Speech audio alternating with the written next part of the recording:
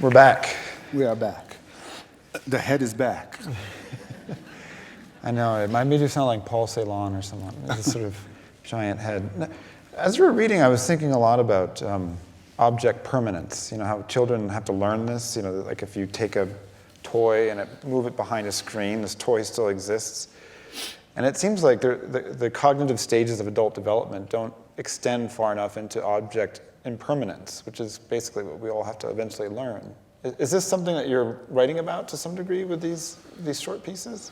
Well, I guess it's present in child psychology, but it's also in Wittgenstein in Tractatus Logicus Philosophicus, or Tractatus Logicus Philosophicus, talks about objects, and you know, for the world to exist, there have to be objects. For the objects to exist, there has to be space. But of course, in memory, the objects don't exist, yet memory conjures up the concreteness that is, to some extent, magical. I started writing these pieces because I would have these obsessive memories about things that I could not fit into any fictional project, right? I mean, a lot of fiction that I write seems autobiographical because I infest it with personal memories, and concreteness of those memories feeds the plot, the verisimilitude of the narrative.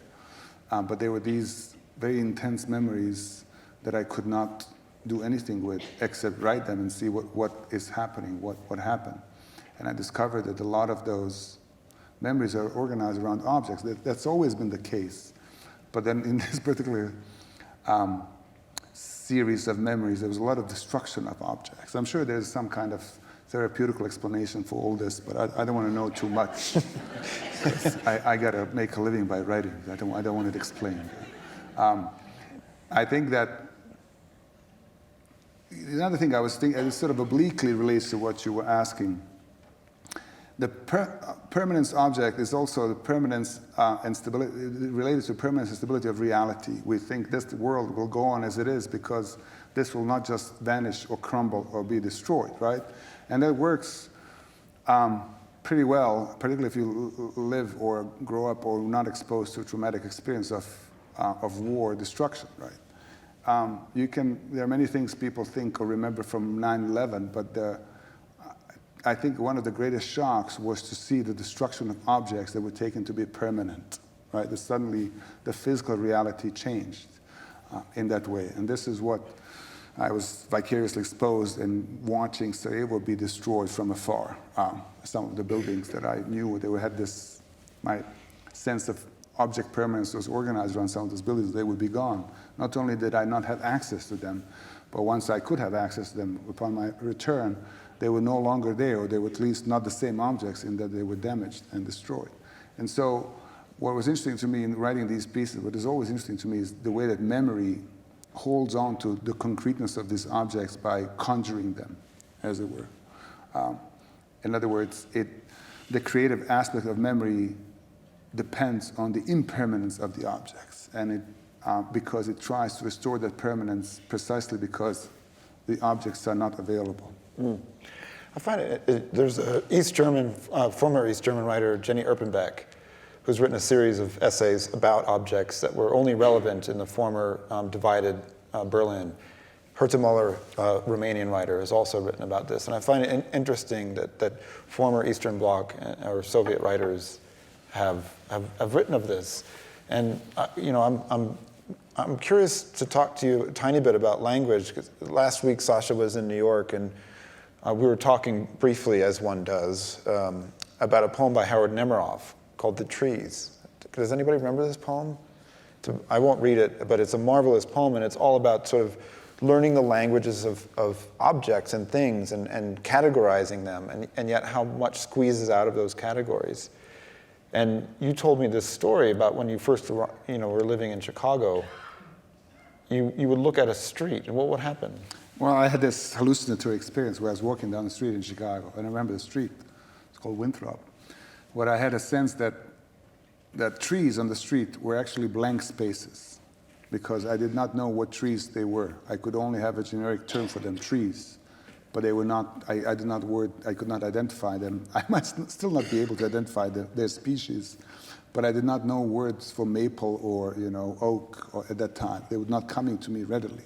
So these trees were incomplete objects at best. They occupied positions in the world, but they had no substance because I had no word to access the substance. This was at the time when I was going through a kind of a mental breakdown. This doesn't happen to me all the time, I have to say.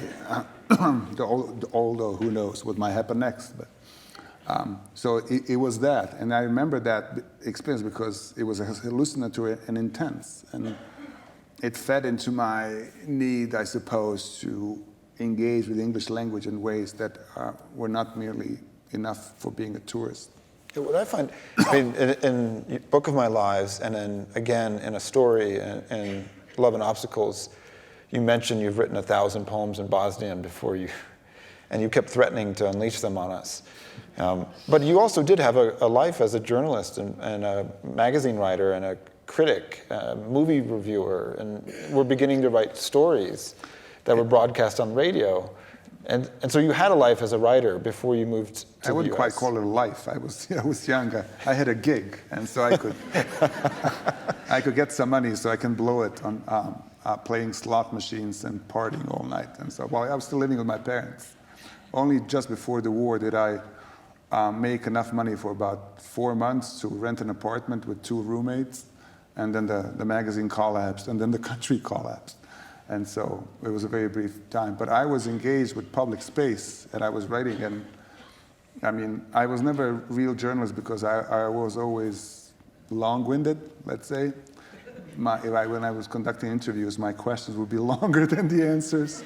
I was riven with clauses, unnecessary, syntactically incomprehensible. So we didn't have editors. I mean, we had copy editors, but the articles wouldn't be edited, really. Just the copy editor would correct. And my articles were pretty good, so she wouldn't do anything. But just whatever I wrote would be printed.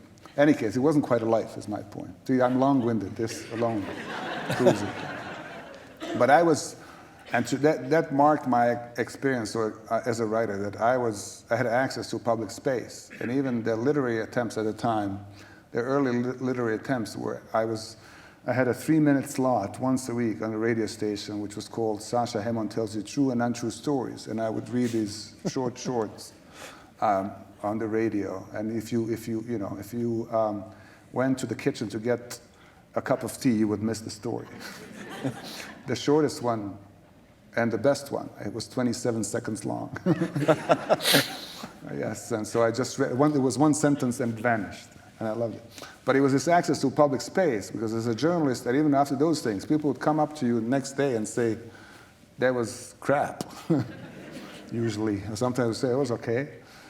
But it was not, I did not come of age as a writer, in Sarajevo at least, as someone who was far away from everything, had this life in an ivory tower and just creating masterpieces. People come up to you and tell you things you don't want to hear all the time, even to this day in Sarajevo. Is there really no word for privacy in Bosnian? No, there's no word for privacy in Bosnian. There's a concept of privacy, but it's kind of loose, and it doesn't work the same way as here. There's a word that has the same root as privacy, privatno, but it usually refers to property, which makes you think how connected privacy and private property are, how they're mutually enforcing in many ways. To have privacy, you have to have private property. To have private property, you have to value privacy and so on. So there's no privacy as such.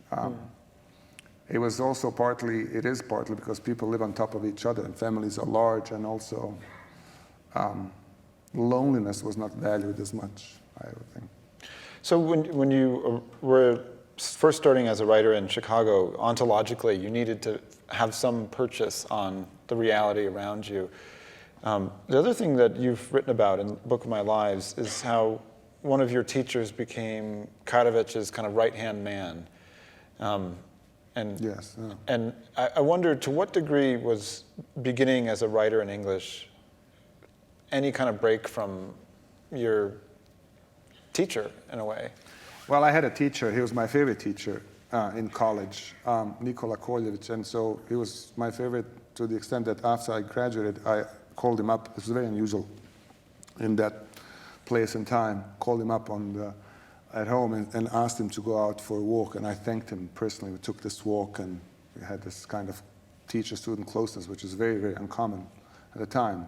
But when the Serbian nationalism started rising and the Serbian Nationalist Party started forming, headed by Radovan Karadzic, who was in The Hague, waiting to be sentenced for his war, or I mean, he was sentenced for his war crimes. This professor of mine joined the party and became one of its leaders.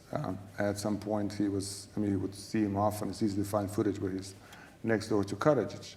And so I watched this from Chicago, right? He became a well-known person, a spokesperson. He would participate in peace talks and truce arrangements, all this, not peace talks, truce arrangements. Peace talks were later. So which naturally led to my questioning everything he had taught me, and by necessarily my entire concept of literature.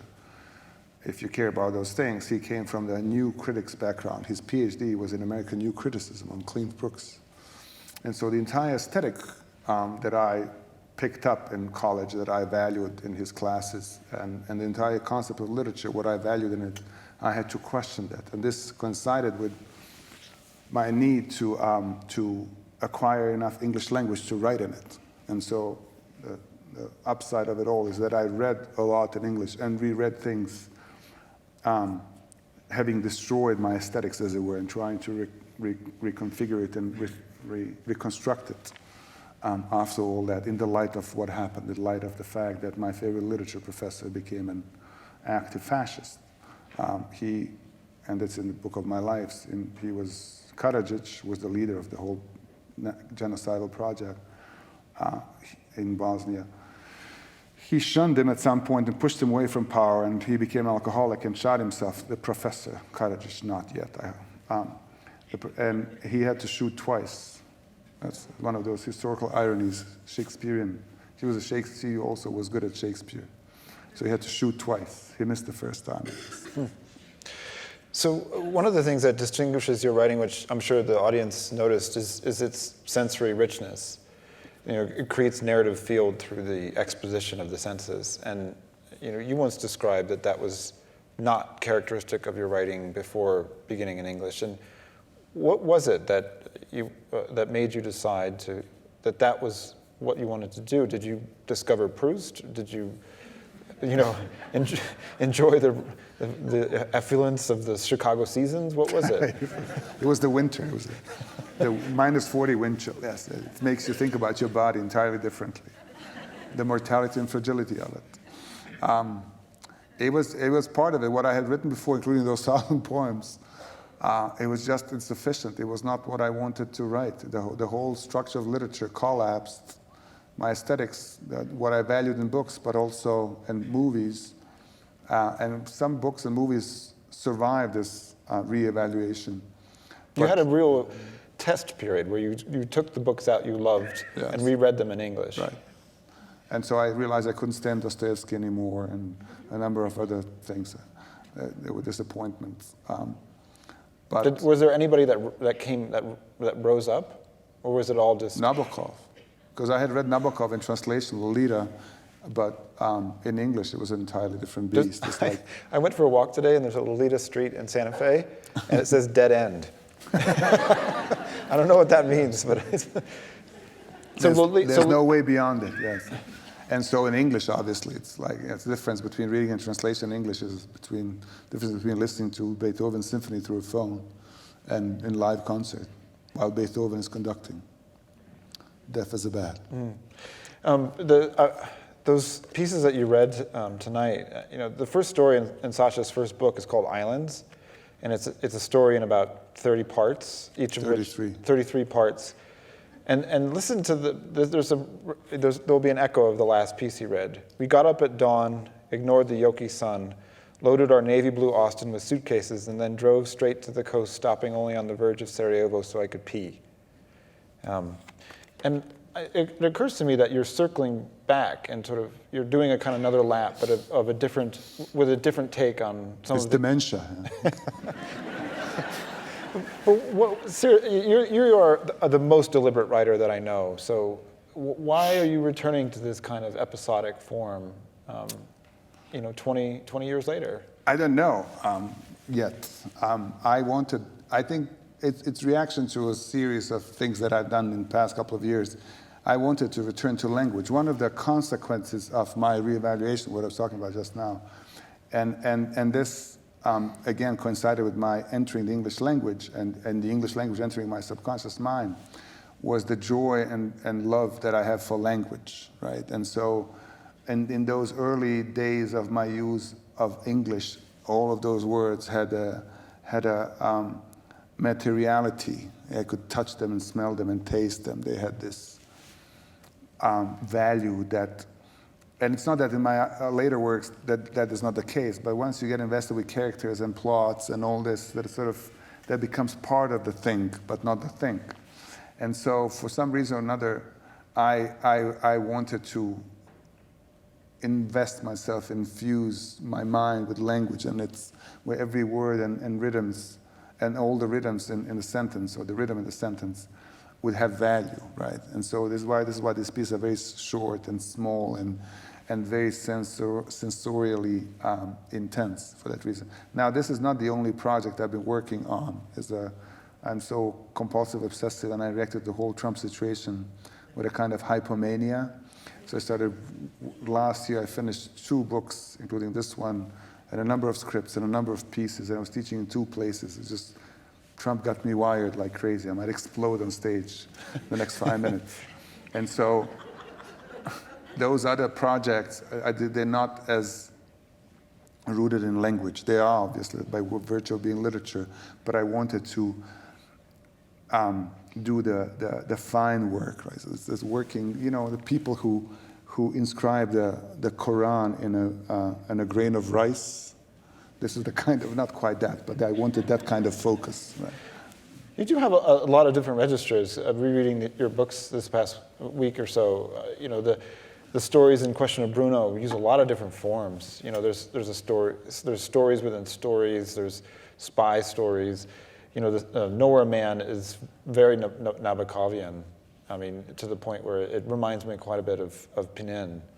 It's sort of a man out of time. And then in the essays, Book of My Lives, and your most recent novel, Making of Zombie Wars, is very cinematic because he's writing a screenplay. And I wonder if you've now entered a stage of your writing life that there is no one style that you have. There's going to be like a field of instruments. Well, temperamentally, I'm a dilettante, right? I know a little bit about everything and can generate a thought on anything, but it's all shallow. So it's good for dinner conversation and writing books, but beyond that, I know nothing. But I love that. And, I object when people call me a novelist. I mean, it's a fine trait to be a novelist, but being a novelist is like being a proctologist. It's kind of, it's narrow expertise. So I'm a writer. I've written, by this time, I've written everything except theater, and that's not excluded by any stretch of the imagination. And I don't know why that is. I guess other than just having this dilettante temperament, that everything is interesting to me, and I cannot stop looking at stuff, and there are always simultaneous ideas floating. I had to stop work on certain projects, including a series of essays on Nabokov, because I just had it's physically impossible to do all that. And I generate enormous amounts of text, and so my publisher has a problem because I write too many books. He has to, it's like, Rubik Cube, when to publish my books in the next year, because I have 3. You have 5? Well, I have 2 I have to finish, and so in the next 2 or 3 years, I'll have 5 books which do not sell. So it's quite a Rubik Cube for my publisher. Well, I'm curious, because we've been talking about your acquisition of the English language and what it was for and how it changed your sort of existence in Chicago and, in some ways, the metaphysics of your memory. But, the interiority of that project, because is reflected in the work. The characters are often quite isolated. And now you're moving towards more expansiveness, and you're also collaborating. You're writing. Sasha worked on this TV show Sense8 with Lana Wachowski and David Mitchell. I mean, he's in the process of writing a new script, or has already written a script.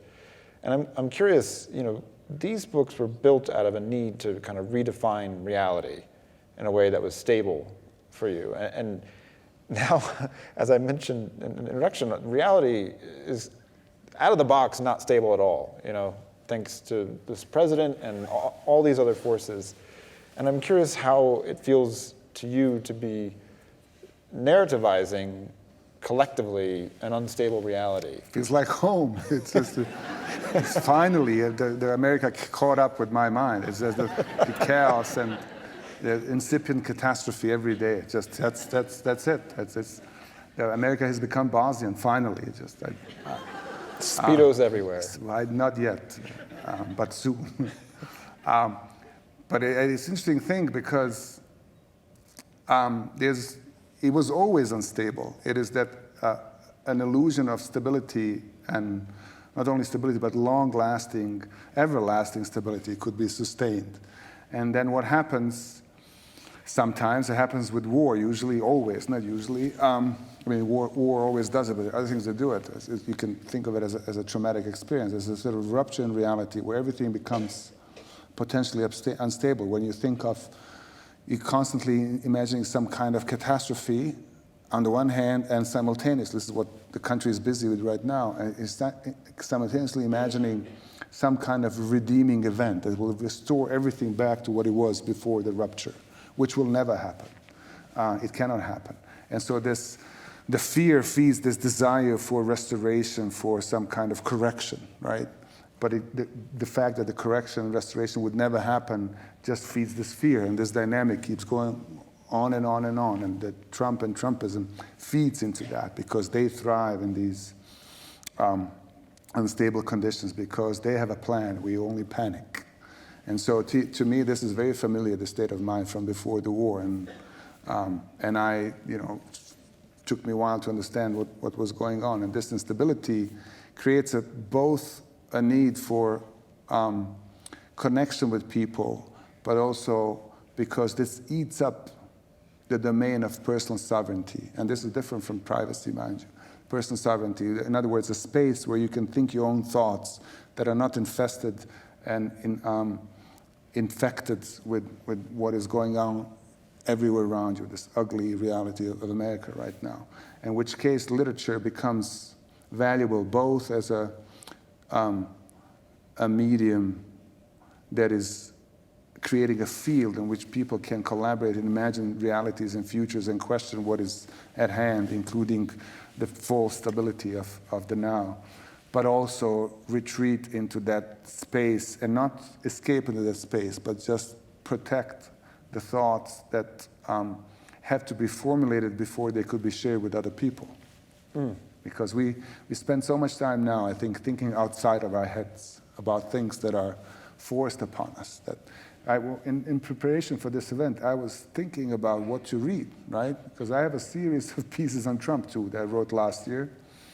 And there are a number of other projects which pertain to the situation. And so I wanted to read these because I guess I started writing them, I realized recently, started writing them because I wanted to be alone with my mind, even if for a few minutes, for a very short duration of this piece, and remember something that is sovereign. The way that Nabokov did with the trauma of his displacement is he created a sovereign territory of literature. There was no homeland for him. He was polite to America, but he bolted as soon as he could to live in a hotel in Switzerland, right? Which is the least defined national space you can imagine, a hotel in Switzerland, right? Beyond that, it's Mars, right? So he lived on the top floor of a hotel in Montreux, right? Because his adopted homeland was not America, whatever he said. It was, in terms of logistics and passport, but it was the text he created, right? This is the place where he had full agency and who'd make decisions that he could restore all that was lost, all those objects to which he had no access whatsoever. I go back to Sarajevo, but he never went back to Russia. And in all of his works, after he left, nothing happens in Russia. There are a couple of stories, a visit to museums, a hallucinatory story where a character goes to a museum in France and ends up in Russia a Soviet Russia, and then ends up back in Paris magically. And there's another little reference. But he never, the only Russia he had access to is what was in his books. But Russia was not his entire domain. There was stuff beyond that. So there's American Russia, but all that in his work, that was his sovereign domain. And in some ways, I mean, I'm not Nabokov in so many ways, including my talent, but I can entirely identify that strategy in my work, and it took me a while to realize that that was partly my project. Well, your last novel was your first book set entirely in Chicago. Yeah. And as you were doing it, were you sort of keeping your left hand away from sort of trying to move the action? No, it was always eastward? going to be in Chicago, and the main character is an American, and so it was. I wanted to do that. Yeah. And I'm The curious. making of Zombie Wars, yeah. Yeah, and this book grew out of an actual screenwriting class that you took. No, I had a plan. I wanted the character to be a screenwriter, right? And so I did take the only workshop in writing workshop I ever took was a screenwriting workshop in Chicago, with this guy who needed 6 students to have a workshop, but only 5 of them applied, and then 2 of them quit. And so, but he still continued, and so it was a very strange thing, and it was great for my project, because I would sit there and would furiously make notes, and he thought I was making notes on making notes about his brilliant thoughts and words, but I was writing down what I would put in my book about a screenwriter, and there's a screenwriting teacher in the book. So I had already started writing the book and thinking about it. Actually, I had not started writing it. I started thinking about it, and the reason I took the screenwriting workshop, I thought I could generate ideas and sort of outlines for the book. I had written a story which turned out to be one of the chapters in the book, and I wanted to develop it into a longer narrative. So then from that, I wrote a script for the book, essentially. Is it very different because you've written scripts? You've just finished another script in Bosnian. You have a kind of it was described to me because I haven't been able to see it as a sex romp. is that what that describes a lot of my work? Yeah. It's not a sex romp. Your first film is kind of a comedy of sex. It is. It's set on an island where they have all kinds of problems until all combinations are permitted. It's like the end of The Tempest without any, with everyone dances on the stage. That's the perfect ending to a Renaissance comedy. And instead of a simple heterosexual marriage, a different arrangement is made. And so it was. I think that's the first movie in which Bosnians were involved that 2 men kiss on the screen. It's a low bar, but still. The last time I was there 2 years ago with you, and we were talking in Sarajevo, and we were talking about the cultural production after the war and how the war was dealt with, in the kind of collective psyche of the arts. And you told me about a certain number of films, but rereading Zombie Wars, it made me wonder, what is the relationship in Bosnian or even just Balkan films to apocalypse? And it's very intimate. Well, but the reason why we made this movie, which is called Love Island, it was not distributed here. My friend Jasmine Lajbanic, she's a great Bosnian film director. We said, let's create a story that will have a happy ending, and people will be happy at the end. And no war, no genocide, because one of the things that this kind of societal rupture and trauma creates is this obsessive thinking about everything. And I was not even personally exposed to any kind of violence. To me, because I was in Chicago the whole time, it is kind of an ethical question. My family had trouble. My cousins and various kinds, but I was not direct. So it's not exactly a personal trauma. I'm part of a collective trauma, and I'm on the fringes of it by virtue of having not been there. So just like a personal trauma, if it's not dealt with and treated, people cannot stop thinking about it. It keeps coming back in various forms, in nightmares and in details and everywhere. So this collective trauma, the rupture the gap can never be closed, right? So people return to it over and over again. And reality becomes organized around it because there's no escape outside of it. So which is why a lot of art in the Balkans, and particularly in Bosnia, is kind of committed unwillingly to some extent. That in itself is traumatic to the thing, to the war and genocide and all that happened. And the great artists, they try to deal with it and get out of it to some extent. But it's very, very difficult. So we wanted to write a comedy that would both in the sense that it would be funny, but also have a happy ending as opposed to tragedy. And that was extremely difficult. And it was the reception in Bosnia and around in the Balkans was very, very mixed. Some people loved it for that reason, but some people just thought it was too frivolous. There's a Lebanese film called Caramel, which was equally controversial in Lebanon because it was the first kind of big budget film release in Beirut, which didn't mention the civil war. And I'm going to come back to that trip to Sarajevo because Sasha organized this wonderful festival in Sarajevo, which is a town kind of, in some ways, built for a literature festival. And you invited people from a lot of places that had experiences similar to Sarajevo, from Beirut, from Karachi in Pakistan.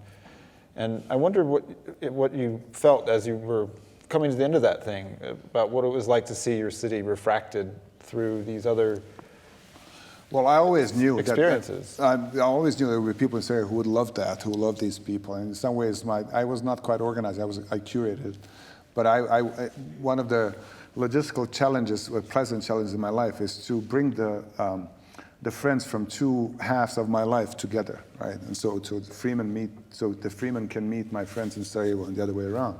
So that a literary festival is really that. So I want to bring friends from the outside of Sarajevo into Sarajevo so they could engage. And also, I knew that would work out, that there would be a connection, because there's a predisposition that there's a, people talk about cultures as though they provide absolute identity, that once you're in a culture and raised in a culture, you cannot quite understand any other culture. But there are these overlapping historical experiences, right, that are covered by the notion of culture, but not entirely. So that, people who grew up in socialist countries that then fell apart, there's a lot to share, right? I would have no problem, I bet, talking to Jenny Erpenbeck, having read her books for one thing, or Herta Miller. People from countries in which there was a traumatic experience, there were wars and sort of the disintegration of body politic and social network and all this. We can talk about all that. I mean, this is what we do in many ways. And I do not also think that this is incomprehensible to those outside of that experience. And this is one of the things that literature can do, that we can start a conversation. The conversation can go on, and it is mutual. It's not only us from these places lecturing innocent Americans, but there's always been strife in this country. A lot of people know how it is to live inside an unstable reality in this country. It's just somehow, for a reason that I have not fully discovered, that one of the important tasks of American mainstream culture is to make Americans feel good about themselves. And it's covering up the conflicts and providing all kinds of palliative, things like hope and exceptionalism. And to us, to people, countries like mine, we never thought we were exceptional. We never thought that this could not happen to us. We did to some extent, but it was never implausible. And what we know from those parts of the world, it can happen anywhere. There's no exceptionalism. It's purely a fantasy. In any given country, the biggest gap between stability and genocide is one generation. The greatest possible gap.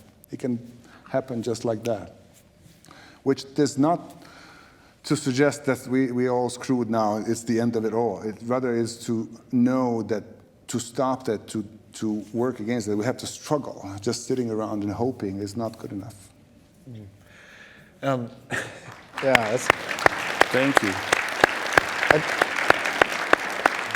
There's not a timer here, so I think we should probably wrap things up. But I just want to ask you, one final question, because your books are here, and you're going to be signing them outside in a short bit. And one of the striking experiences I had of going to Sarajevo was having lived in it for many dozens of hours of time in your books, and then going there and then finding that the two cities were related but not exact.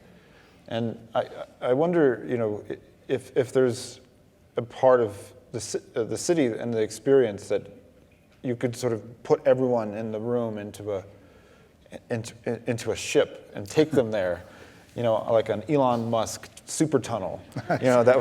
Everyone would get off in 60 minutes. Yeah, it costs $50,000 a piece, but yeah, I can do it.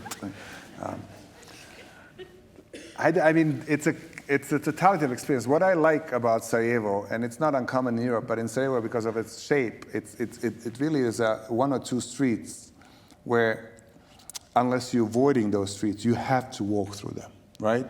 So it's sort of a funnel that leads everyone, tourists and people, and everyone through that relatively small downtown. So that that downtown is full of coffee shops and places to do nothing, where you can do nothing. And so what I grew up with, what I still love, and I love it anywhere, but I particularly love it in Sarajevo, is to sit there and watch people, and they will walk by you, everyone, if you sit there long enough.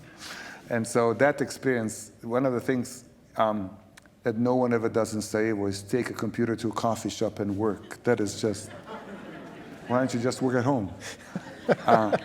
Or whatever it is that you work. What's the point? That's not the point of being here. And so there's the intense experience of being with a large number of people, many of them strangers, but still connected by being in the same space, crowded there. And to me, that gives me great joy. And that's when I go to Sarajevo, I pretty much drop my suitcase off, and unless I'm instantly invited to party the same day, I just go and wander around the city and look at people and sit down in a coffee shop and just watch people walk by. That's the great value, because people are interesting.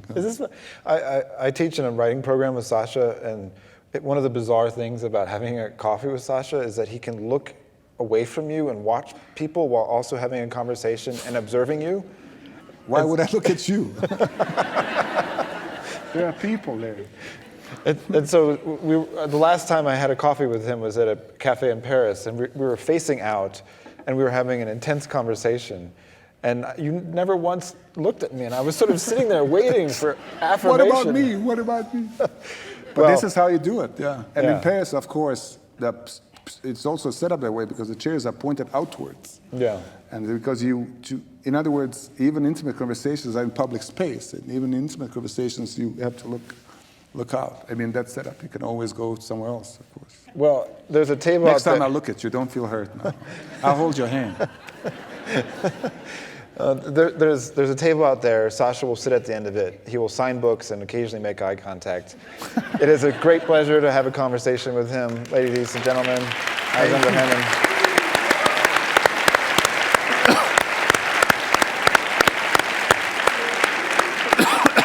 Thank you, Mr. Freeman.